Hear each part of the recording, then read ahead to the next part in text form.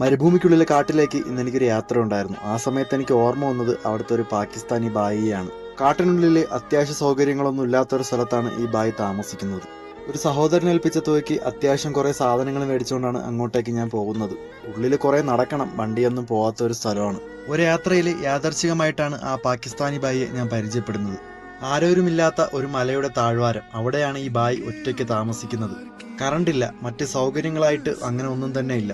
Phone charge ചെയ്യാൻ വേണ്ടിയിട്ട് ഒരു സോളാർ പാനലുണ്ട്. അതുപോലെ തന്നെ ആഹാര സാധനങ്ങൾ തീർന്നു പോയാൽ വാങ്ങാൻ കടകളോ മറ്റു സൗകര്യങ്ങളോ ഒന്നും തന്നെ ഇല്ല. ഇതൊക്കെ കാണുമ്പോൾ ഞാൻ താമസിക്കുന്നത് സ്വർഗതുല്യമായ ഒരു സ്ഥലത്താണ്. സത്യം പറഞ്ഞാൽ ഇങ്ങനെയുള്ള ആളുകളെ സമ്മതിക്കണം. ഒരു കാട്ടിൽ ഒറ്റയ്ക്ക് താമസിക്കുക എന്നൊക്കെ പറഞ്ഞാൽ നമുക്ക് ആലോചിക്കാൻ കൂടി വയ്യ. ഒരു സഹായത്തിന് ഒരു മനുഷ്യന്മാർ പോലും ആ ഒരു സ്ഥലത്തില്ല. ഏകദേശം ഒരു 2-3 കിലോമീറ്റർ ഉള്ളിലോട്ട് നടന്നാലേ ആ ഒരു വീട്ടിലെത്തത്തുള്ളൂ കേട്ടോ. വീടൊന്നും പറയാൻ പറ്റത്തില്ല. നല്ലൊരു കാറ്റടിച്ചാൽ പറന്നു പോകുന്ന ഒരു ഇരുമ്പിന്റെ കൂട്.